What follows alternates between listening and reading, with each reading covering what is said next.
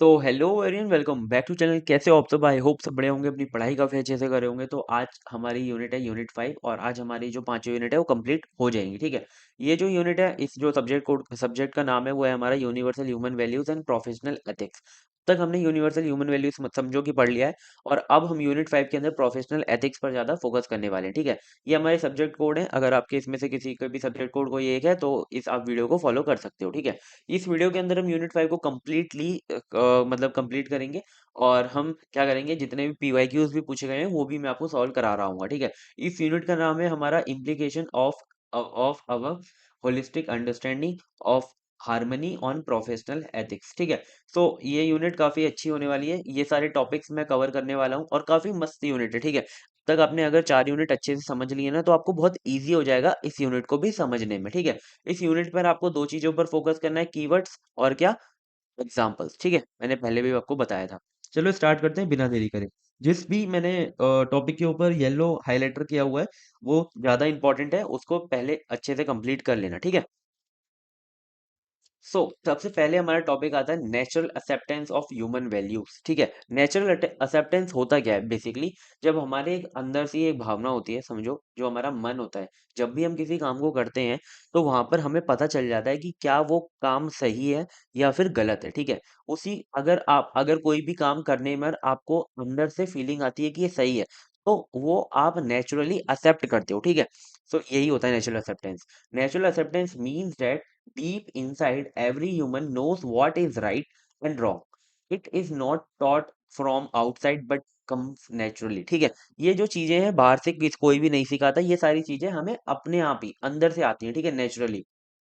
When we follow our natural acceptance we feel happy and peaceful। ठीक है, जैसे कि आप समझो कि रोड पर आप जा रहे हो और आप कोई आपको एनिमल स्ट्रे डॉग वगैरह मिलता है, वहां पर आप उसे खाना खिलाते हो। ठीक है, तो आपके एक अंदर ना आपने क्या किया, एक अपनी नेचुरल एक्सेप्टेंस को फॉलो किया कि मैं उसे खाना खिलाऊंगा। ठीक है, तो आपको एक क्या मिलेगी, हैप्पीनेस मिलेगी और एक पीसफुलनेस मिलेगी। ठीक है, लेकिन आप वहीं आपकी नेचुरल एक्सेप्टेंस नहीं आ रहा कि उसे मारो, लेकिन आप मार देते हो, तो आपको दुख होगा, बाद में जाके गिल्टी फील होगा। ठीक है, it help in making ethical decision without confusion. ठीक है, मतलब अगर आप अच्छे डिसीजन एथिकल वैल्यूज के साथ आप डिसीजन लेना चाहते हो तो नेचुरल एक्सेप्टेंस आपकी बहुत ज्यादा हेल्प करती है बिना कंफ्यूजन के। ठीक है, बहुत लोग कहते हैं ना, जो आपको अंदर से फील हो रहा है उसको उसको करते चलो, कोई भी आगे जाके दिक्कत नहीं होगी। ठीक है, align our thoughts behaviour and action with human values. ठीक है, ह्यूमन वैल्यूज आपको पता है ना, जो हमारी लाइक ऑनेस्टी हो गई, या फिर हमारा बिहेवियर अच्छा हो गया है ना, तो ये जो है ना हमारी नेचुरल एक्सेप्टेंस, ये हमारे थॉट्स को, एक्शंस को और बिहेवियर को, इन तीनों को क्या करती है, अलाइन करती है। ठीक है, अगर आप नेचुरल एक्सेप्टेंस के हिसाब से चलते हो, अगर आप नेचुरल एक्सेप्टेंस के हिसाब से नहीं चलोगे तो आपके मन के अंदर तो आ रहा है कि मैं ये काम ना करूं। ठीक है, लेकिन आप बिहेवियर और एक्शन से क्या करते हो, उस काम को करने लग जाते हो, तो ये अलाइनमेंट बिगड़ जाता है। ठीक है, लेकिन आप नेचुरल एक्सेप्टेंस की सुनते हो, ठीक है, तो आपकी जो तीनों ये जो चीजें हैं ना, थॉट्स बिहेवियर एंड एक्शंस, ये अलाइनमेंट में रहती हैं। ठीक है, create trust and harmony in relationships. ठीक है, आप अगर अपनी रिलेशनशिप्स के अंदर कोई भी डिसीजन लेने से पहले या फिर कुछ भी करने से पहले अपनी नेचुरल एक्सेप्टेंस का सुनते हो, ठीक है, तो उससे क्या होगा, ट्रस्ट और हार्मनी क्रिएट होगी आपकी रिलेशनशिप्स के अंदर। तो इतना ज्यादा जरूरी है हमारा जो नेचुरल एक्सेप्टेंस है वो। ठीक है, तो हमेशा नेचुरल एक्सेप्टेंस की सुना करो, मैं भी ये आपसे ही कहूंगा। ठीक है, list any two criteria for the humanistic management model. ठीक है, ये हमारा एक क्वेश्चन आया था पीवाईक्यू के अंदर, तो मैं आपको ये दोनों क्राइटेरिया बता देता हूँ। पीपल फ्रेंडली अप्रोच होता है और एक हमारा इको फ्रेंडली अप्रोच होता है। ठीक है, ये जो दोनों अप्रोच है हमारी ह्यूमनिस्टिक मैनेजमेंट मॉडल होती है। ठीक है, मतलब कि ह्यूमंस को या फिर हमारी जो नेचर है उसको ध्यान में रखकर एक मैनेजमेंट मॉडल बनाया जाता है, तो उसकी दो क्राइटेरिया होते हैं। ठीक है, तो ये जो है ना, ये दोनों क्राइटेरिया आप आगे जाके भी बहुत अच्छे से अभी समझोगे। ठीक है, अब ये 2 नंबर में आया था, मैं उस हिसाब से बता रहा हूँ। तो पीपल फ्रेंडली अप्रोच क्या होती है कि ensure the well being of employees, customer and society. ठीक है, आप जो भी मैनेजमेंट मॉडल बना रहे हो उसके अंदर आप अपने एम्प्लॉइज का, कस्टमर्स का या फिर सोसाइटी का अच्छे से ध्यान रखो। ठीक है, a company providing fair salaries and good working conditions. ठीक है, कोई भी कंपनी है, एक कंपनी क्या होती है, एक मैनेजमेंट मॉडल ही होती है। ठीक है, जो कि मैनेज करती है, तो उसके अंदर अगर वो कंपनी सबको अच्छी सैलरी देती है और एक अच्छा वर्किंग कंडीशन देती है, ठीक है, तो वो क्या है, एक पब्लिक फ्रेंडली अप्रोच है। ठीक है, सेकंड आता है हमारा eco friendly approach, use as sustainable and environment friendly methods, ठीक है। मतलब कि जो भी आप अपनी मतलब कंपनी के अंदर या फिर कोई फैक्ट्री है, वो अपनी फैक्ट्री के अंदर जो चीजें हैं, जो भी रिसोर्सेज वगैरह यूज कर रही है, वो सस्टेनेबली कर रही है, ठीक है। मतलब कि आगे आने वाली जनरेशन के देखते हुए कर रही है, सब चीजें खत्म नहीं कर दे ऐसे नहीं कर रही है, ठीक है। तो ये होती है हमारी eco friendly approach. A factory using solar energy instead of polluting fuels, ठीक है। तो मतलब कि जो है कोई अगर कंपनी है, जैसे कि हमारी एक टाटा सोलर है ना, वो है, वो क्या करती है कि सोलर एनर्जी का यूज करती है, ना कि जो हमारे फ्यूल्स हैं या फिर जो हमारे फॉसिल फ्यूल्स हैं उनको जलाती है, ठीक है। तो समझ रहे हो ना आप, मतलब इको फ्रेंडली अप्रोच ये होती है कि अपने इन्वायरमेंट को अच्छे से सेव करके काम किया जाए। नेक्स्ट आता है हमारा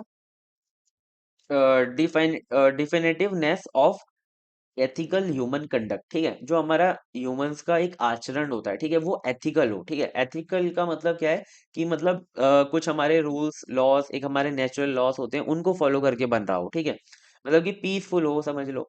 ethical human conduct means following universal values like honesty, respect and fairness in all situations, ठीक है। आपकी चाहे कोई भी सिचुएशन हो, चाहे आपको कितना भी एक्सटर्नल प्रेशर हो, चाहे आपको कितना भी इंटरनल प्रेशर हो, आप उन सारी सिचुएशन के अंदर, आपके अंदर मतलब कि आपके आचरण के अंदर, एक व्यक्ति के आचरण के अंदर ऑनेस्टी हो, रिस्पेक्ट हो और फेयरनेस हो, ठीक है। ये जो कुछ यूनिवर्सल वैल्यूज है, वो होनी ही चाहिए, ठीक है।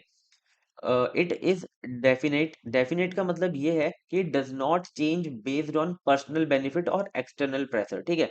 मतलब कि डेफिनेट का मतलब ये है ना कि मतलब देखो, एक बंदा होता है कि वो भाई बहुत समझदार है और बहुत ईमानदार है और अच्छे से सारे डिसीजंस लेता है। लेकिन क्या होता है ना कि अगर क्या होता है कि एक्सटर्नल कोई प्रेशर आ जाता है, तो उसकी वजह से वो अपने आप को चेंज कर लेता है और क्या करता है, वो ऑनेस्टी, डिसरिस्पेक्ट, रिस्पेक्ट और फेयरनेस को बदल देता है, ठीक है। जैसे कि अभी बहुत अच्छा एग्जांपल है हमारा इंडिया गॉट टैलेंट का। वहां पर क्या है कि रणवीर अलाहाबादिया काफी भाई सही बंदा है एकदम, है ना। लेकिन जब वहां पर वो क्या बोलते हैं, उस सिचुएशन में आता है, तो उस वजह से वो थोड़ा सा बदल गया, ठीक है। वो तो उसकी वजह से कितना गलत हुआ उसके साथ। तो एक्सटर्नल प्रेशर की वजह से कभी भी बदलना नहीं चाहिए, ठीक है। और कैसी भी सिचुएशन हो, अपना जो सच्चाई है या फिर अपनी जो ईमानदारी है, रिस्पेक्टनेस है, फेयरनेस है, ये सब अपने आप बनाई रखनी चाहिए, ठीक है। किसी के भी बिहेवियर में आगे चेंजेस नहीं लानी चाहिए अपने अंदर, ठीक है। सो ये हमारा एक एथिकल ह्यूमन कंडक्ट होता है, ठीक है। इससे हमें क्या क्या चीजें मिलती हैं, ये मैं आपको बताऊं तो clarity and consistency. Ethical behaviour remains the same in personal and professional life, ठीक है। अगर आप अपने एथिकल बिहेवियर को पर्सनल लाइफ और प्रोफेशनल लाइफ में सेम रखते हो, ठीक है। ऐसा नहीं कि भाई मेरी जो पर्सनल लाइफ है उसके अंदर तो मैं अच्छा एथिकल बिहेवियर रखूंगा, लेकिन प्रोफेशनल लाइफ के अंदर बिगाड़ दूंगा, ठीक है। तो क्या उससे आपको क्लियरिटी और कंसिस्टेंसी नहीं मिलेगी, ठीक है। तो क्लियरिटी और कंसिस्टेंसी इससे मिलेगी। Build trust and harmony when people act ethically, society become peaceful and fair, ठीक है। तो क्या होता है कि मतलब जो भी बंदे हैं वो सोसाइटी के अंदर अच्छे से फेयरफुली और अच्छे डिसीजन लेते हैं, तो उससे क्या होता है, सोसाइटी के अंदर आपका जो है ट्रस्ट बिल्ड होता है और सोसाइटी के साथ आप हार्मनी में रह पाते हो, ठीक है। फिर आता है mutual respect. Ethical conduct ensure fairness and justice for everyone. जब भी कोई बंदा एथिकल कंडक्ट के हिसाब से चल रहा है, ठीक है, तो फेयरनेस और जस्टिस रहेगा। जिससे क्या होगा, हर कोई एक म्यूचुअल रिस्पेक्ट में रहेगा, हर कोई एक दूसरे की क्या करेगा, रिस्पेक्ट करेगा, ठीक है। तो ये आपको बहुत अच्छे से समझ में आ गया होगा, ठीक है। अब आता है हमारा एक क्वेश्चन बहुत अच्छा। It says how utility value and artistic value are related, ठीक है। एक हमारी दो टाइप की वैल्यूज होती हैं, ठीक है, यूटिलिटी वैल्यू और आर्टिस्टिक वैल्यू, ठीक है। ये भी हमारा क्वेश्चन पूछा गया था। तो मैं आपको बताता हूँ कि यूटिलिटी वैल्यू क्या होती है और आर्टिस्टिक वैल्यू क्या होती है। यूटिलिटी वैल्यू कुछ नहीं है, the usefulness of object in fulfilling basic need. कोई भी एक ऑब्जेक्ट है, उसकी एक यूजफुलनेस है आपकी बेसिक नीड पूरी करने में, ठीक है। जैसे कि एक मेरा पेन है, ठीक है, ये पेन लिखना है, इसकी एक बेसिक नीड है कि आपकी ये बेसिक नीड लिखने को पूरा करता है, ठीक है।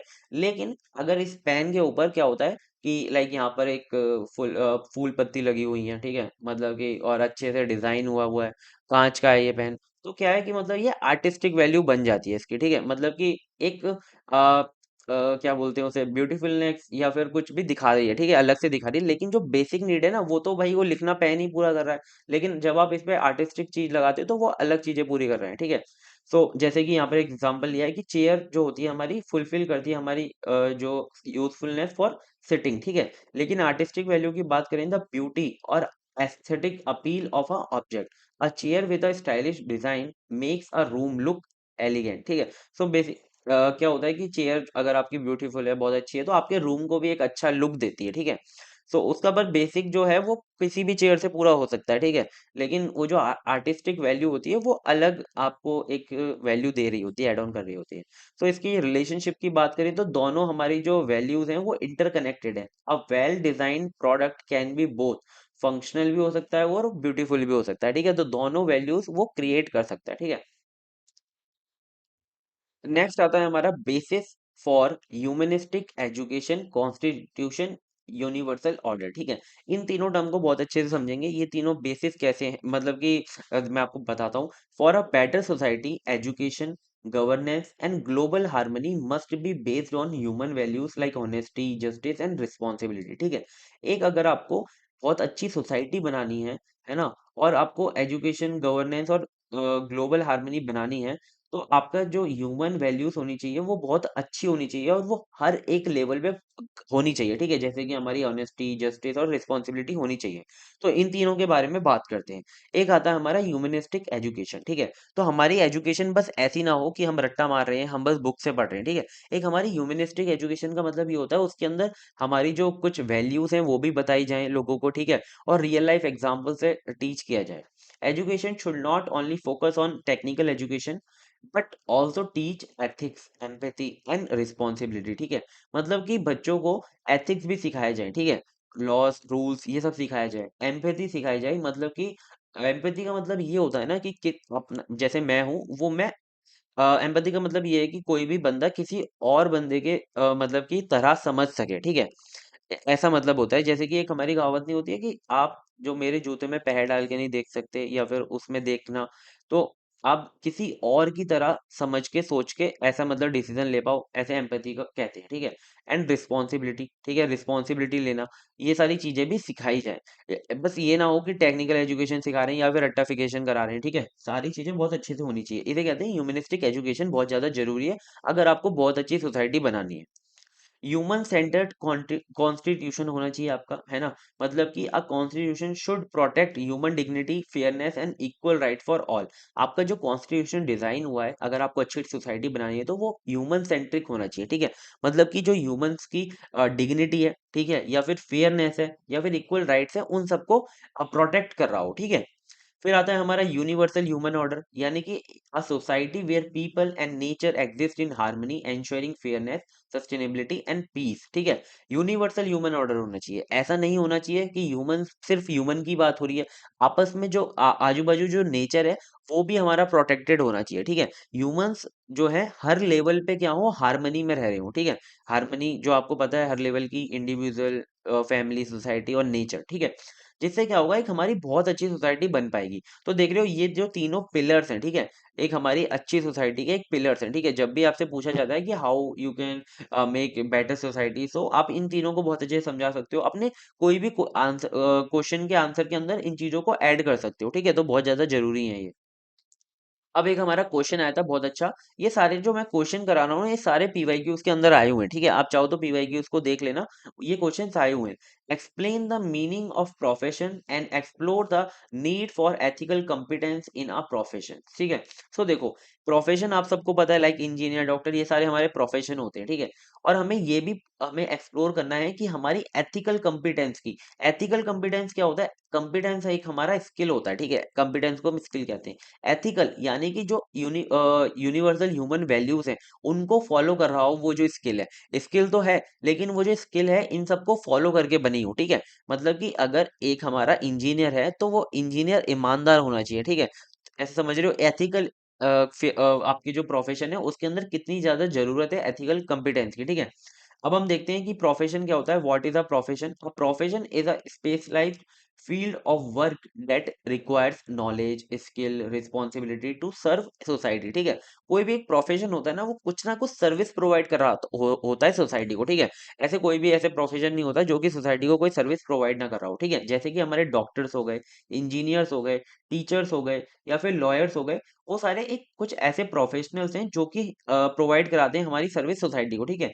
तो देखो, ये तो मैंने एग्जांपल के लिए, आप चाहो तो अपनी तरफ से भी ऐड ऑन कर सकते हो चीजें, ठीक है। ये देखो, ये जो हमारा प्रोफेशन होता है सबको पता होता क्या है, ठीक है। लेकिन यहाँ पर हमें डेफिनेशन की जरूरत है। और अगर आपकी अंडरस्टैंडिंग बहुत अच्छी है इन चीजों में, ठीक है, तो आप बहुत अच्छे से आंसर बनाकर आ सकते हो, ठीक है। इतना मैं अच्छे आपको कंटेंट प्रोवाइड करा रहा हूँ।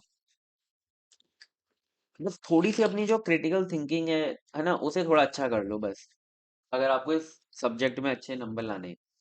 अब हमने यहाँ पर देखो प्रोफेशन को पढ़ लिया, अब हम देखेंगे need for ethical competence in profession, ठीक है। तो कितनी ज्यादा जरूरत है। Ethical competence means the ability to make decision and act in a way that align with moral principles and values, ठीक है। मतलब कि आप इस तरीके से एक्ट कर पाओ, इस तरीके से काम कर पाओ, इस तरीके से डिसीजंस ले पाओ, जो कि आपके जो डिसीजंस है, जो कि आपके काम है, वो आपके मोरल प्रिंसिपल्स और वैल्यूज के साथ अलाइन कर रहे हो, ठीक है। सो बिल्ड ट्रस्ट, इससे आपको क्या क्या चीजें मिलती हैं। एक तो नीड क्या है कि इससे आपको बिल्ड होता है ट्रस्ट, ठीक है। जो भी आपका ट्रस्ट है वो बिल्ड होता है सोसाइटी के साथ। एंश्योर फेयरनेस, ठीक है, सबको ये एंश्योरनेस रहती है कि आप सही डिसीजन लोगे। लॉन्ग टर्म सक्सेस मिलती है इससे, ठीक है। जब भी आप, जैसे कि कोई अगर इंजीनियर पुल बना रहा है, ठीक है, मतलब कि ब्रिज बना रहा है वो, ठीक है, और उसके अंदर क्या करता है कि वो एथिकल अपनी जो स्किल है वो तो है उसके पास, लेकिन अच्छे से स्किल मतलब कि यूज नहीं करता, और उसके अंदर मटेरियल जो है वो सस्ता यूज कर लेता है, ठीक है। तो वो कुछ टाइम के बाद टूट जाएगा, पता चलेगा किस इंजीनियर ने बनाया, इसने बनाया, तो भाई उसका जो सक्सेस जो रेट है वो वहीं पर डाउन हो जाएगा, ठीक है। लेकिन अगर वो अच्छा बनाएगा तो वो जो सक्सेस का ग्राफ है वो चलता रहेगा, और लॉन्ग टर्म उसे सक्सेस मिलेगी, ठीक है। Example number one, an engineer working on a bridge must use high quality material for safety. Example number two, a doctor must treat all patients equally even if some can't afford expensive treatment. ठीक है, doctor का काम ही होता है कि लोगों की जान बचाना, ठीक है, या फिर उनको मतलब कि लाइक उनकी सेफ्टी, या फिर क्या बोलते हैं उनको ट्रीटमेंट देना, ठीक है। तो उनको ये नहीं देखना चाहिए कभी कभी कि भाई अगर वो गरीब है, वो पैसे नहीं ला सकता, तो उसे उसका भी ट्रीटमेंट करना चाहिए, ठीक है। थर्ड एग्जाम्पल की बात करें तो आज journalist must report the truth instead of spreading false news for money, ठीक है। तो ये जो भाई चीज है, ये तो आप कितना इंडिया में देख सकोगे कि एक जर्नलिस्ट जो होता है, एक हमारा जो मीडिया में जो बंदा होगा, वो रिपोर्टर होगा, वो उसे भाई सच्चाई की तरफ मतलब रिपोर्ट को गैदर करना चाहिए, ना कि जो फॉल्स न्यूज है पैसे के लिए सिर्फ कवर करनी चाहिए, है ना। थोड़ा ये समझ गए होंगे आप। Professional ethics means using skills and knowledge responsibility to benefit society rather than for personal gain. तो हमारे जो प्रोफेशनल्स होते हैं, ठीक है, एक तो ठीक है, जो पर्सनल गेन के लिए वो प्रोफेशनल होते ही नहीं है, ठीक है। जो प्रोफेशनल्स होते हैं वो हमेशा सोसाइटी को सर्व करने के लिए बनाए जाते हैं, ठीक है। तो प्रोफेशनल्स को ये समझना चाहिए कि जो एथिक्स हैं उन्हें लाएं, ठीक है, और स्किल और जो नॉलेज है हमारी वो इतनी रिस्पॉन्सिबली यूज करें, ठीक है, और उसे काम करें उससे कि जिससे हमारी जो सोसाइटी है उसका बेनिफिट हो, ठीक है। जब आपकी सोसाइटी का बेनिफिट होगा ना कहीं आपका भाई बेनिफिट होगा, और जब आप किसी की हेल्प करोगे, जब आपकी सोसाइटी आपसे खुश रहेगी, तो आप भी खुश रहोगे, पीसफुल आपकी लाइफ रहेगी। लेकिन कुछ लोग पर्सनल गेन के चक्कर में ये जो सारी चीजें हैं उसे खो देते हैं, ठीक है, और वो प्रोफेशनल कहलाने के भी लायक नहीं रहते, ठीक है। A truly ethical professional should work for social good, use eco friendly methods, make fair decisions, ठीक है। तो ये जो तीनों है किसी भी एथिकल प्रोफेशनल के अंदर होनी चाहिए, ठीक है। सो ये टॉपिक आपको बहुत अच्छे से यार क्लियर होगा, ठीक है। अब आता है एक हमारा next question. Visualize a framework for humanistic education for children, suggest a few ways to modify present day school education, ठीक है। सो देखो यहाँ पर ये जो क्वेश्चन है ना हमारा, देखो ह्यूमनिस्टिक एजुकेशन आपके सिर्फ सिलेबस के अंदर गिवन है, ठीक है। अब मैंने आपको ह्यूमनिस्टिक एजुकेशन तो बता दिया, लेकिन जो ह्यूमनिस्टिक एजुकेशन के ऊपर क्वेश्चन बनेगा वो कुछ ऐसे बनेगा, ठीक है, कि आप विजुलाइज कराओ एक फ्रेमवर्क ह्यूमनिस्टिक एजुकेशन के लिए फॉर चिल्ड्रन, ठीक है। और कुछ हमारे कुछ वे सजेस्ट करो जो कि प्रेजेंट डे को modify, present day school education को क्या कर पाए, मॉडिफाई कर पाए। देखो आप कॉलेज लाइफ में आए हो, आप पहले स्कूल को फेस कर चुके हो, ठीक है। तो आपको पता है कि कौन कौन सी प्रॉब्लम है और कैसे वो मॉडिफाई की जा सकती है। तो ये जो क्वेश्चन का आंसर है ना, आप खुद भी अपने आप बनाकर लिख सकते हो, ठीक है। लेकिन आपकी जो स्ट्रक्चर होना चाहिए आंसर का, वो आपको बस बनाना आना चाहिए, आपको कीवर्ड और एग्जाम्पल पे फोकस करना है। जल्दी से मैं आपको बताता हूँ इसका answer. Framework for humanistic education, ठीक है। A humanistic education system should develop first moral values, ठीक है, हॉनेस्टी, एम्पैथी एंड रिस्पॉन्सिबिलिटीज, ये सारी चीजें भाई आपको बनानी पड़ेंगी स्टूडेंट्स के अंदर, ये सारी चीजें उन्हें सिखानी पड़ेंगी। एक्सपेरिमेंटल लर्निंग, ऐसा ना हो सारी चीजें बुक से ही चल रही हैं, learning through real life experience not just books, ठीक है। आप मतलब समझ सकते हो कि आप सिर्फ अगर बुक से पढ़ाए जा रहे हो तो बच्चों को जो रियल लाइफ एक्सपीरियंस है वो तो मिलेगा ही नहीं, जब तक वो उस चीज को एक्सपीरियंस नहीं करेंगे, ठीक है, जब तक उन्हें वो चीज अच्छे से समझ नहीं आएंगी और उसका वो जो प्रॉब्लम का सोल्यूशन है वो नहीं निकाल पाएंगे, ठीक है। Social responsibility, like encouraging student to help society, ये भी चीज बहुत ज्यादा जरूरी है, ठीक है। लाइक एक दो आपके इवेंट्स है वो सब करानी चाहिए सोशली, जिससे कि लोगों को पता लग पाए कि सिर्फ हम लोग जो वर्ल्ड के अंदर जी रहे हैं वो सिर्फ अपने लिए नहीं जी रहे हैं, ठीक है। तो हम सब क्या है, इंटरकनेक्टेड है, तो हमें सोसाइटी की भी हेल्प करना बहुत ज्यादा जरूरी है, ठीक है। फिर आता है हमारा, ये हमारा फ्रेमवर्क हो गया, इन तीनों को आप समझा देना अच्छे से। फिर आता है, देखो सबसे पहले तो इस क्वेश्चन के अंदर आपको ह्यूमनिस्टिक एजुकेशन को समझाना है, जो कि मैं आपको पहले बता चुका हूँ, ठीक है। फिर आपको ये फ्रेमवर्क बताना है। फिर अब हम आएंगे modification needed in school education, ठीक है। फर्स्ट, रिड्यूस रोट लर्निंग, ठीक है, मतलब कि फोकस करो अंडरस्टैंडिंग रेदर देन मेमोराइजेशन। आजकल यही होता है कि जिस बच्चे को आंसर भाई याद होता है और वो लिखकर आ जाता है, लेकिन अगर किसी बच्चे को जो आंसर है उसे समझाया जाए, ठीक है, जो टॉपिक है उसे अच्छे से कॉन्सेप्ट को क्लियर कराया जाए, तो उसे याद करने की जरूरत ही नहीं पड़ेगी, जब वो समझ लेगा वो अपने आप ही लिख कर आ पाएगा, तो उस चीज पर फोकस करना चाहिए। यूज केस स्टडीज, यानी कि learning through real world examples, ठीक है। जैसे कि यहाँ पर मैंने एग्जांपल भी एक और पढ़ देता हूँ, एनकरेज प्रॉब्लम सॉल्विंग, यानी कि प्रॉब्लम सॉल्विंग स्किल को बढ़ाना चाहिए, क्योंकि जब भाई यहाँ पर आके आपको प्रॉब्लम सॉल्व करनी पड़ती है, क्योंकि जो बच्चे ने क्वेश्चन है ना, मतलब कि देख रखा है और उसका आंसर देख रखा है, वो बस उसे समझ में आता है, लेकिन जब रियल लाइफ में जाकर उसे जब कोई प्रॉब्लम मिलती है, वो उसे सॉल्व नहीं कर पाता, क्योंकि पहले वाली जो सारी प्रॉब्लम थी वो तो उसे सॉल्व करी कराई मिली थी, लेकिन जब कोई नई प्रॉब्लम आती है वो उसे सॉल्व नहीं कर पाता, ठीक है। तो प्रॉब्लम सॉल्विंग स्किल को भी बहुत ज्यादा एंकरेज करना चाहिए, उसे मतलब जाना चाहिए। Instead of just giving answers, let student analyze and find solutions. तो इसका एक एग्जांपल बहुत अच्छा है, instead of just teaching about pollution, students should visit industries, observe problems and suggest solutions, ठीक है। मतलब कि बता दिया कि ये वाली जो इंडस्ट्रीज होती हैं ये मतलब पॉल्यूशन करती हैं, ऐसे ऐसे होता है, ठीक है। लेकिन उनको जब इंडस्ट्रीज में ले जाया जाए, उन्हें बताया जाए कि किस तरीके से पॉल्यूशन क्रिएट होता है, ठीक है, और क्यों क्रिएट होता है, फिर उनको पूछा जाए कि भाई आप बताओ कि इसका सॉल्यूशन क्या होगा, तो हर बच्चा बताएगा कि ये सॉल्यूशन होगा, ठीक है। और अगर उसे फिर बताएं कि ये हमने अप्लाई करके देखा है, इससे ये प्रॉब्लम सॉल्व नहीं हुई है, ठीक है, तो मतलब कि उससे क्या होगा, critical thinking, problem solving skill, ये सब क्या होंगी, बेटर होंगी, ठीक है। तो आपको सबको पता होगा, आप स्कूल लाइफ में आपको और भी चीजें जो लगती हैं वो आप अपने हिसाब से मेंशन करके आ सकते हो, ठीक है।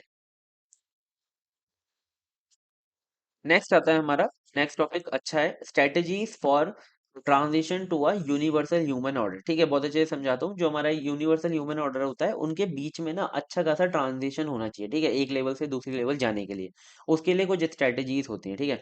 To create a harmonious and ethical society, both individual and organization must take responsibilities, ठीक है। देखो दो चीजें होती हैं, एक तो हमारा इंडिविजुअल लेवल पे हमारा हार्मनी होती है, और एक हमारी होती है ऑर्गेनाइजेशन लेवल पे, ठीक है। ऑर्गेनाइजेशन में लेवल में क्या होगा कि बहुत सारे लोग आएंगे, एम्प्लॉयज वगैरह, है ना। लेकिन जो इंडिविजुअल लेवल पे होगा वो सिर्फ हम अपनी बात करें, ठीक है, तो अपने से दूसरे पे ट्रांजिशन होना चाहिए, ठीक है। एट द इंडिविजुअल लेवल की बात करते हैं। Eight individual level, professional act socially and ecologically responsible, ठीक है, मतलब कि जो भी प्रोफेशनल्स हैं इंडिविजुअल लेवल पे सोशल होनी चाहिए, ठीक है, सोशली हेल्प करनी चाहिए सबकी, और इकोलॉजिकल होनी चाहिए, ठीक है, किसी भी रिसोर्सेज का गलत यूज ना करें, उनको एथिकल वे में यूज करें, और क्या बोलते हैं, रिन्यूएबल एनर्जी का ज्यादा यूज करें। एथिकल डिसीजन मेकिंग होनी चाहिए, उनकी जो सारी डिसीजन होनी चाहिए वो ईमानदारी से लें, और फेयरनेस, है ना, ठीक है, उसे फॉलो करें। तो ये हमारा कुछ इंडिविजुअल लेवल पे होता है। फिर आता है हमारा at the society level, business and organization should follow fairness, transparency and sustainability, ठीक है। जितने भी बिजनेस हैं उन सबको ना, उनको क्या करना चाहिए कि फेयरनेस को, ट्रांसपेरेंसी को और सस्टेनेबिलिटी को क्या करना चाहिए, फॉलो करना चाहिए। इन तीनों चीजों पर अगर वो चलेंगे तो क्या होगा, उनका जो बिजनेस है वो अच्छे से ग्रो होगा, और एक जो हमारी सोसाइटी है वो अच्छी बिल्ड होगी, और इंडिविजुअल और सोसाइटी में क्या रहेगा, एक अच्छा ट्रांजिशन रहेगा। They should focus on people friendly and eco friendly practices, ठीक है। पीपल फ्रेंडली और इकोलॉजिकल फ्रेंडली, मैंने इको फ्रेंडली मैंने आपको बहुत अच्छे से अभी समझाया था, ठीक है। तो ये जो दोनों प्रैक्टिसेस हैं, ठीक है, इन्हें सोसाइटी लेवल पे फॉलो करनी चाहिए, क्यों, क्योंकि एक सोसाइटी लेवल क्या है, एक मैनेजमेंट मॉडल है, ठीक है। उसकी दो क्राइटेरिया होते हैं, पीपल फ्रेंडली और इको फ्रेंडली, ठीक है। इन दोनों को अगर वो फॉलो करेगी तो वो अच्छे से डेवलप हो पाएगी, ठीक है। अब आता है हमारा नेक्स्ट क्वेश्चन, जो कि बहुत इंपॉर्टेंट है। Express the essence of ethical human conduct, explain in it in terms of values, policies and character, ठीक है। एक जो हमारा एथिकल ह्यूमन कंडक्ट है, ठीक है, उसका एसेंस को बताना है हमें, और किसके टर्म्स में बताना है, वैल्यूज, पॉलिसीज और कैरेक्टर के टर्म्स में बताना है, ठीक है। तो जो हमारा एथिकल ह्यूमन कंडक्ट होता है, ठीक है, मतलब कि एक हमारा ह्यूमन का जो आचरण होता है, ठीक है, और वो एथिकल हो, ठीक है, वो वैल्यूज और पॉलिसीज और कैरेक्टर पे कैसे डिपेंड करता है वो बताना है बेसिकली। तो देखो, एक एथिकल ह्यूमन कंडक्ट तीन चीजों से मिलकर बनता है। एक तो वैल्यूज से, पॉलिसीज से और कैरेक्टर से, ठीक है। अब इन तीनों को समझते हैं बहुत अच्छे से। वैल्यूज हमारी होती हैं इनर बिलीफ, ठीक है, जो हमारे जो भी मतलब ह्यूमन है वो अंदर से जो चीज सोचता है, ठीक है, जैसे कि उसे प्रिंसिपल फॉलो करनी चाहिए जो कि पर्सनल प्रिंसिपल्स होते हैं, लाइक होनेस्टी हो गया, फेयरनेस हो गया, मतलब कि ये सारी चीजें उसे फॉलो करनी चाहिए जो भी यूनिवर्सल ह्यूमन ऑर्डर वो होते हैं, वैल्यूज होती हैं। सेकंड आता है हमारा पॉलिसीज, जो हमारे एक्सटर्नल रूल्स हैं, ठीक है, जो guidelines that ensure ethical behaviour, ठीक है, उन सारी गाइडलाइंस को फॉलो करना चाहिए जो कि एथिकल बिहेवियर को क्या करते हैं, एंश्योर करते हैं, ठीक है। फिर आता है हमारा कैरेक्टर। अब देखो, कैरेक्टर का मतलब क्या है, ये दोनों चीजें आप फॉलो तो कर रहे हो, लेकिन आपको इन दोनों चीजों को क्या करना है, आपके अपने कैरेक्टर के अंदर क्या करना है, उसे कंसिस्टेंटली फॉलो करना है, ठीक है, कितने लंबे समय तक आप उसे फॉलो करते हो। Consistent ethical behaviour, acting ethically even when no one is watching, ठीक है, जैसे कि क्या होता है कि दूध वाला जब दूध बेचने आता है भाई, तो क्या करता है, वो पहले पानी मिला देता है जब उसे कोई नहीं देख रहा होता, ठीक है। तो ऐसा नहीं करना चाहिए, ठीक है, जब अगर कोई भी नहीं भी देख रहा ना, चाहे आपके पास एक्सटर्नल प्रेशर है या नहीं है, ठीक है, फिर भी आपको अपनी वैल्यूज और पॉलिसीज को क्या करना है, फॉलो करना है, ठीक है, हमेशा। तो ये उसका एक कैरेक्टर होता है। तो देखो, इन तीनों के बेस पर ये अच्छे से आपको समझ में आ गया होगा। लिस्ट डाउन द, ये नेक्स्ट क्वेश्चन है, list down the four component to ensure humanistic tradition, ठीक है, जो हमारे परंपरा होती है ह्यूमनिस्टिक, उनके चार कंपोनेंट बताओ। एक तो सबसे पहले उनके अंदर राइट अंडरस्टैंडिंग होनी चाहिए, सही क्या है गलत क्या है वो पता होना चाहिए। रिलेशनशिप्स अच्छी होनी चाहिए। फिजिकल फैसिलिटी होनी चाहिए सबके पास, और पार्टिसिपेशन यूनिवर्सल ऑर्डर होना चाहिए, ठीक है, मतलब कि अगर ये तीनों चीजें हैं तो एक यूनिवर्सल ऑर्डर के अंदर क्या करनी चाहिए, पार्टिसिपेशन करनी चाहिए, मतलब कि एक नेचर को अच्छे से रख पाएँ, अपने इंडिविजुअल लेवल पे, फैमिली पे या फिर सोसाइटी पे हार्मनी में रह पाएँ, ठीक है? ये सारी चीज़ें भाई आप पढ़ के पक गए होंगे मुझे पता है। लेकिन ना देखो, मेरा काम है ये सारी चीज़ें बताना, क्योंकि सिलेबस के अंदर मेंशन है। लेकिन अगर मैं इसी चीज़ों को अगर मैं बताऊँ एक पेज के अंदर खत्म करा सकता हूँ कि ये सारा कंटेंट है, ठीक है? लेकिन मुझे अलग-अलग इसके लिए बताना पड़ रहा है, क्योंकि हर चीज़ अलग मेंशन है और हर का एक अलग नाम है, ठीक है? बस नाम अलग है, ठीक है? और सबके जो मीनिंग्स हैं वो सेम है। अब हमारी नेक्स्ट आती है case studies of holistic technology and management model, ठीक है। ये मैं आपको बताता हूँ, आप ये चीज ना बहुत अच्छे से अपने आप ही बताकर आ सकते हो, ठीक है। जो भी आपको टेक्नोलॉजी होलिस्टिक लगती है, मतलब कि वो ओवरऑल चीजों पर काम कर रही है, मतलब कि एम्प्लॉयज को भी अच्छे से ध्यान रख रही है, अपने एथिकल डिसीजंस ले रही है, नेचर का भी अच्छे से भला कर रही है भाई, तो वो होती है हमारी होलिस्टिक टेक्नोलॉजी, ठीक है। अब आता है हमारा मतलब कि होलिस्टिक टेक्नोलॉजी हमने पिछली यूनिट के अंदर लास्ट टॉपिक में भी कवर किया था, कि मतलब ह्यूमंस की बेसिक नीड को फॉलो कर रही है, ना कि एक्सप्लॉइटेशन कर रही है, ठीक है, वो हमारी होती है होलिस्टिक टेक्नोलॉजी। और मैनेजमेंट मॉडल हमारे लाइक कंपनीज वगैरह हो गई, अगर वो हमारी होलिस्टिक हैं तो वो केस स्टडीज को हमें बताना है, ठीक है। अब आपको जो भी ऐसी लगती है कंपनी, तो आप उसके बारे में बताकर आ सकते हो, ठीक है। Holistic technology and management model focus on ethical, sustainable and people friendly approaches, ठीक है। They ensure long term benefits for both society and nature. They promote fairness, eco friendliness and self sufficiency, ठीक है। ये सब चीजें यार आपको पता है, ठीक है, मतलब कि सच्चाई पे ध्यान देती है, ठीक है, और सबको फेयरनेस रखती है, सबको सैलरी का टाइम पे देती है, इको फ्रेंडली है, मतलब कि रिन्यूएबल एनर्जीज का यूज करती है, ठीक है, और नेचर को एक्सप्लॉइट नहीं करती है, सेल्फ सफिशिएंसी, ठीक है, ऐसा नहीं है कि सब सारी चीजें एक्सटर्नली है और सब कुछ अपने आप, और सबको फेयरनेस रखती है, और ऐसा नहीं कि सारी चीजें मशीनरी से हो रही हैं, सब चीज ह्यूमंस भी करते हैं उसके अंदर, ठीक है। और ये मतलब कि सारी चीजें बहुत इजी हैं, ये आप पढ़ के ही समझ में आ गया होगा, ठीक है, और मैं बता भी चुका हूँ। पहला केस स्टडी आता है हमारा ट्रेडिशनल इंडियन एग्रीकल्चर पर, ठीक है। ये देखो एक क्वेश्चन भी आया था, take any two such examples develop in Indian history and evaluate if they are holistic, ठीक है। तो इंडियन हिस्ट्री के अंदर एक हमारा सबसे मेन एग्जाम्पल, सबसे अच्छा एग्जाम्पल है ट्रेडिशनल इंडियन एग्रीकल्चर, ठीक है। ये क्या करता है हमारा, और ऑर्गेनिक मेथड्स होते हैं, उसे यूज करता है, नो केमिकल्स, अब तो यूज होने लगे हैं, लेकिन हम ट्रेडिशनल की बात कर रहे हैं, ठीक है, जो हमारा एशियंट में था, ठीक है। तो ये क्या करता है, ऑर्गेनिक मेथड्स को यूज करता है एग्रीकल्चर करने के लिए, कोई भी केमिकल का यूज नहीं करता। इंश्योर करता है सॉइल की फर्टिलिटी बनी रहे, उपजाऊ उपजाऊ रहे, और बायोडाइवर्सिटी पर भी फोकस करता है, लाइक जो कीड़े होते हैं वो ही फर्टिलाइज करते हैं जो पूरी की पूरी मिट्टी होती है, ठीक है। सपोर्ट फार्मर्स लिविंगहुड, मतलब कि जो भी फार्मर्स होते हैं वो अच्छे से जी पाते हैं अपनी जिंदगी को एग्रीकल्चर को फॉलो करके। In ancient India farmers use crop rotation and natural fertilizer instead of chemical pesticides. ठीक है, तो क्रॉप रोटेशन का यूज करते थे, यानी कि जो एक साल के अंदर चार शायद क्रॉप क्रॉप या तीन क्रॉप लगाई जाती थी, एक 4 महीने तक एक, फिर अगले में अगली, फिर अगले में अगली, है ना। तो ऐसे रोटेशन होता था और नेचुरल फर्टिलाइजर का यूज होता था। ठीक है, ना कि पेस्टिसाइड्स का यूज होता था। तो एक हमारा बहुत अच्छा ये होलिस्टिक क्या था, टेक्नोलॉजी मतलब मैनेजमेंट मॉडल आप कह सकते हो इसको। ठीक है,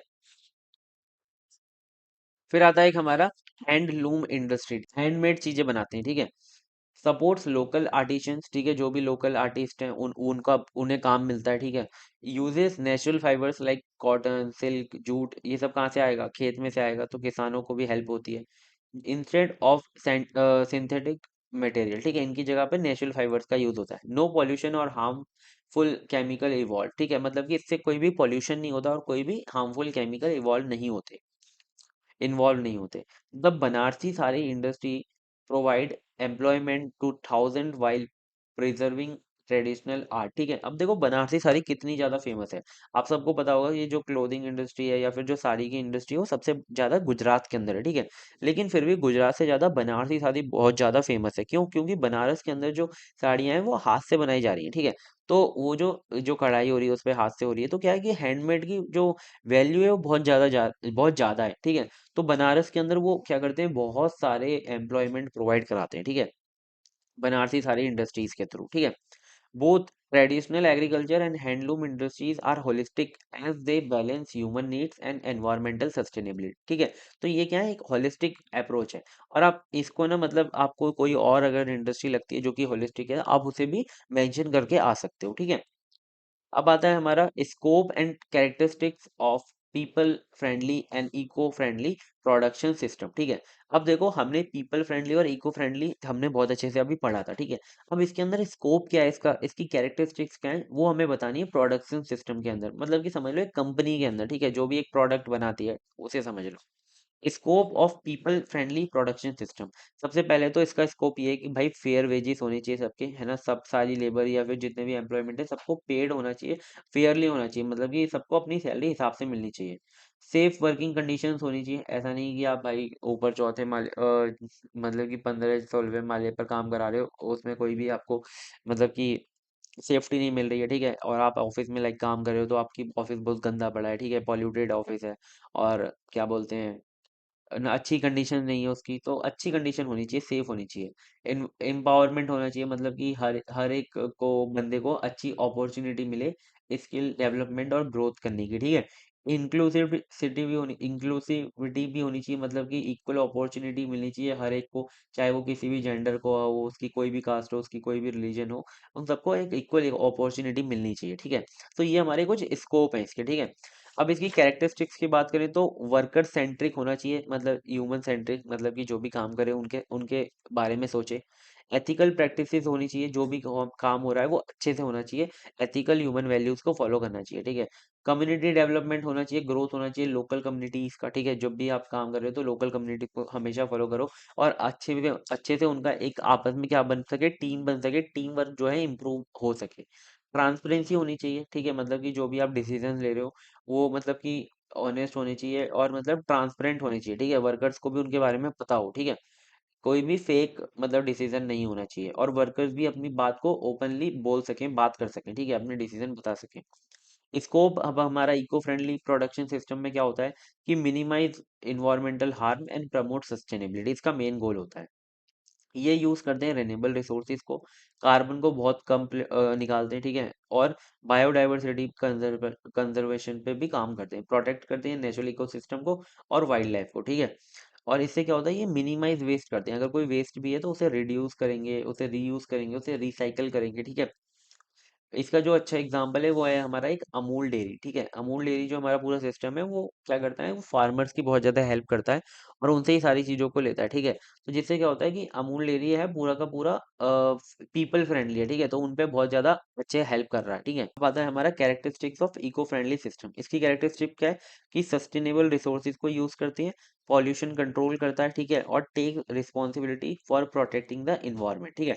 तो जो हमारे इको फ्रेंडली सिस्टम होते हैं, ठीक है, जैसे कि एक हमारा टाटा सोलर पावर प्लांट है, ठीक है, वो सारा का सारा क्या करता है, सोलर उसका पावर का यूज करता है, एक भी कोई भी पोल्यूशन नहीं रिलीज करता, जिससे कि वो रिस्पॉन्सिबिलिटी ले रहा है कि मैं इन्वायरमेंट को प्रोटेक्ट करूंगा, ठीक है।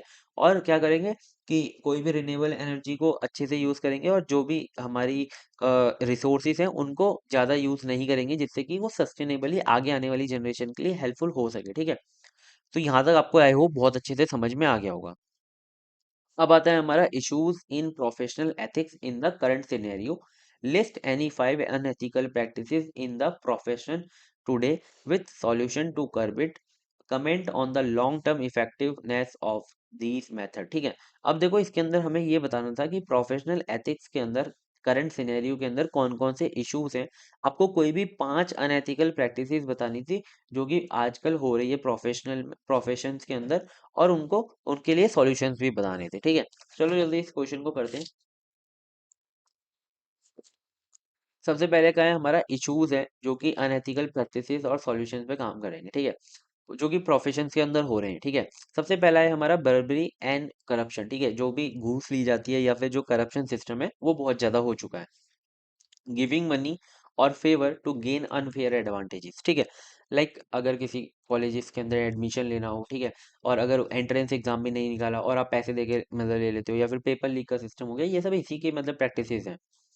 A company pays a bribe to get a government contract, ठीक है, बहुत सारी कंपनीज होती हैं गवर्नमेंट कॉन्ट्रैक्ट लेने के लिए बहुत ज्यादा पैसे ऑफर कर देती हैं, जिससे कि उन्हें वो कॉन्ट्रैक्ट मिल जाता है, ठीक है।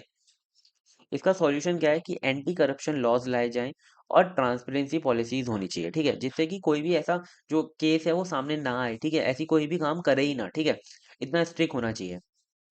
एक्सप्लॉयटेशन ऑफ वर्कर्स, ठीक है, मतलब कि जो लो वेजेस देते हैं वर्कर्स को, और employees work in poor conditions, ठीक है, तो ये जो है वो मतलब क्या होता है कि बहुत कम पैसों में ज्यादा काम करवाने की कोशिश होती है वर्कर्स के साथ या फिर एम्प्लॉय के साथ। Some factories force workers to work long hours for little pay, ठीक है, जैसे कि अभी इन्फोसिस का आया था, जो कहते हैं कि भाई 20 कितना मतलब काम करो, सैटरडे को भी काम करो, संडे को भी काम करो।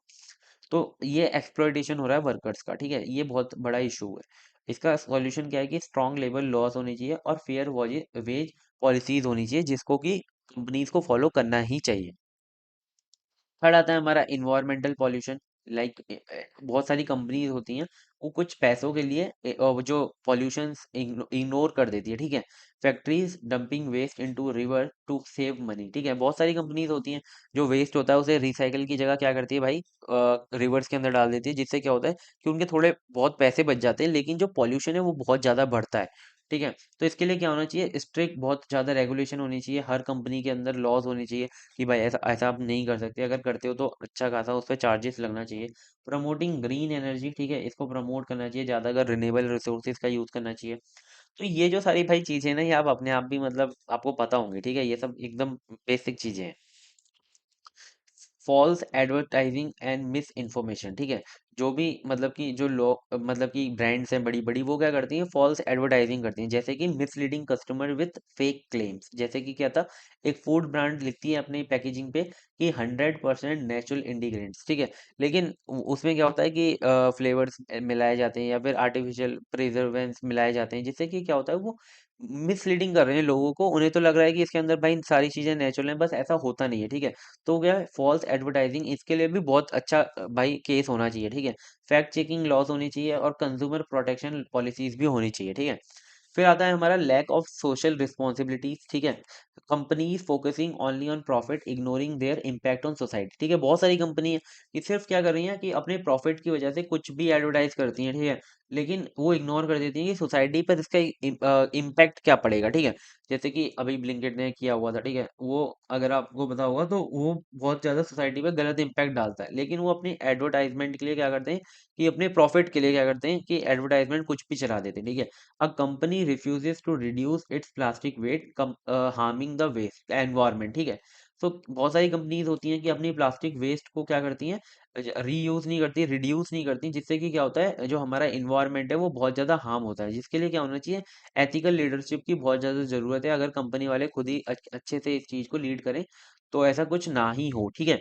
तो देखो ये तो मैंने आपको 5 चीजें बताई, ऐसे वो और भी बहुत सारी चीजें हैं जो कि अगर आपके मन में आती हैं तो आप उसको अच्छे से फ्रेम करके लिख कर आ सकते हो, ठीक है। इस क्वेश्चन के अंदर एक लास्ट चीज भी लिखी हुई थी, comment on the long term effectiveness of this methods, ठीक है।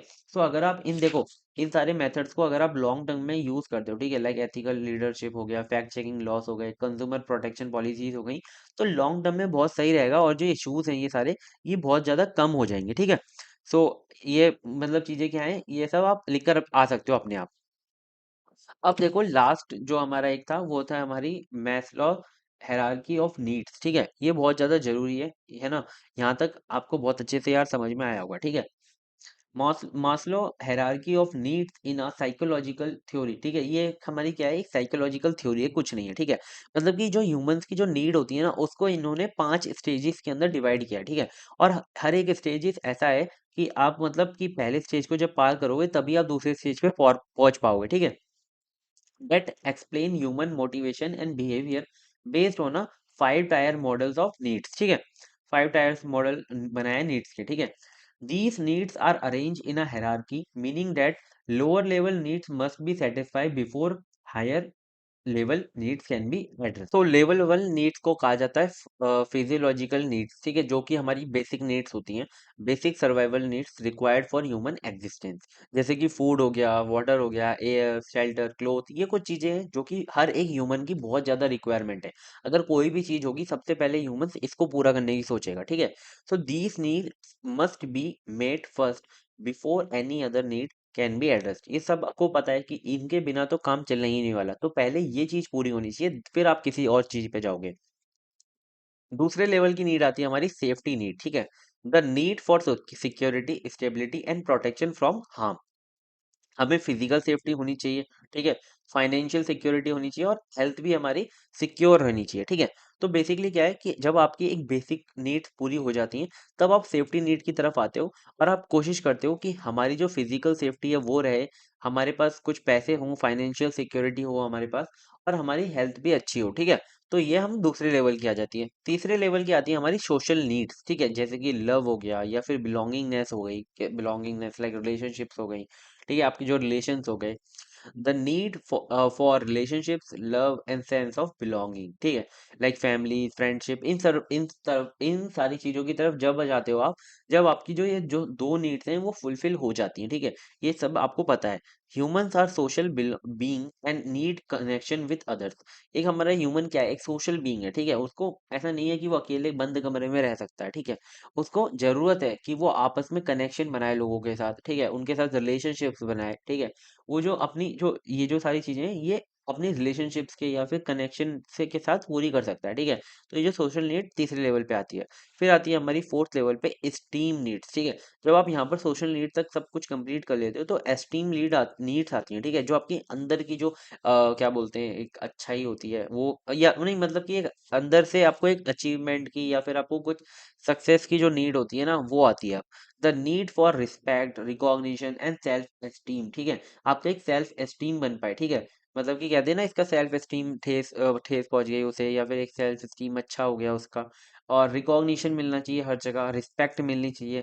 अब इसकी नीड आ जाती है, ठीक है, जब सोशल नीड आपकी पूरी हो जाती है ना तो आपको एक मतलब ये वाली नीड भी चाहिए होती है, आपको रिस्पेक्ट चाहिए होती है, आपको एक रिकॉग्निशन चाहिए होता है हर जगह, achievement, status, respect from other, self confidence. So basically क्या है कि अचीवमेंट्स पे आप फोकस करते हो, आप अपने स्टेटस को बढ़ाने की कोशिश करते हो, आप लोगों से रिस्पेक्ट मिल पाए ऐसे काम करते हो, ठीक है, और अपने अंदर सेल्फ कॉन्फिडेंस को भी बिल्ड करने की कोशिश करते हो। तो ये जो सारी चीजें हैं ये आती हैं हमारी एस्टीम नीड्स के अंदर, ठीक है, ये बहुत बेसिक चीजें हैं, ठीक है। तो हमारी ये जो 4 लेवल थी ये सारी कंप्लीट हो गई। बस ये याद रखो कि पहले लेवल को आप हमेशा कंप्लीट करने की कोशिश करोगे फिर आप नेक्स्ट लेवल पे मूव करोगे, ठीक है। अब आता है हमारा फिफ्थ लेवल, सेल्फ एक्चुअलाइजेशन, ठीक है। सेल्फ एक्चुअलाइजेशन बेसिकली एक मतलब कि समझ लो कि आप बिल्कुल टॉप लेवल पे पहुंच चुके हो, ठीक है, हायर लेवल पे पहुंच चुके हो अपनी नीड के ऊपर, ठीक है। The need to realize one's full potential and achieve growth, ठीक है। मतलब कि एक बंदा अपनी फुल पोटेंशियल को जब समझ लेता है, ठीक है, वो जब फुल पोटेंशियल पे आ जाता है, ठीक है, और अपनी ग्रोथ को अचीव कर पाता है, तो वो होता है हमारा self actualization. Pursuing creative activities, personal goals, self improvement.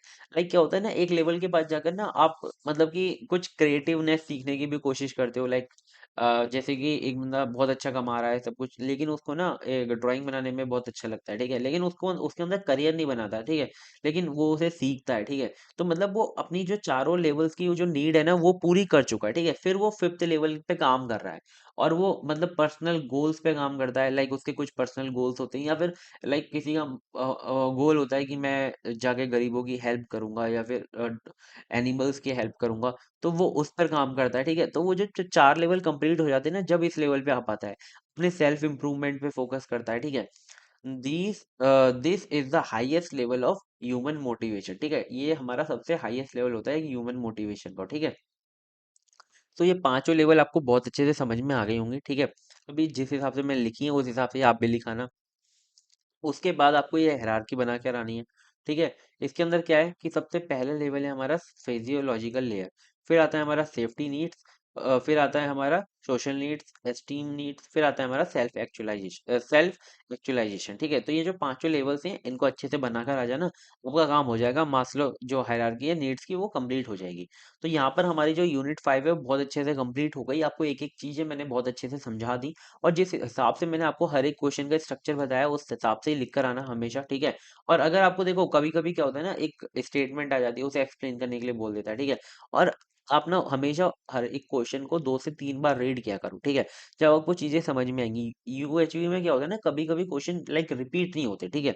तो क्या होता है ना कि वो जो क्वेश्चन है ना उसका मतलब आंसर तो वही रहेगा जो कि मैंने कराया है, लेकिन वो क्वेश्चन का जो एक सेंटेंस होता है वो थोड़ा बदल जाता है, ठीक है, घुमा फिरा के आता है। तो आप थोड़ा देख लेना उसे, ठीक है, थोड़ा सा 2 3 बार उसे पढ़ोगे तो आपको समझ में आ जाएगा। हमेशा थोड़ा सा टाइम देना रीडिंग में, ठीक है। तो यहाँ पर आप क्या कर सकते हो यार, चैनल को सब्सक्राइब कर लो अगर आपको हर सारी चीज़ें बहुत अच्छे से समझ में आ रही हैं, और वीडियो को प्लीज़ लाइक कर देना अगर आपने अभी तक नहीं किया है। और क्या बोलते हैं, फॉलो कर लो हमें इंस्टाग्राम पे, हमने नया पेज बनाया है, उस पर काफ़ी अच्छी अच्छी आप इन्फॉर्मेशन आपको प्रोवाइड कराने की कोशिश कर रहे हैं। टेलीग्राम पे भी हमें फॉलो कर सकते हो अगर आपको क्या बोलते हैं अपडेट रहना है हमारे साथ, ठीक है। तो बाय बाय, मिलते हैं नेक्स्ट वीडियो में, तब तक के लिए take care and all the best for your exams.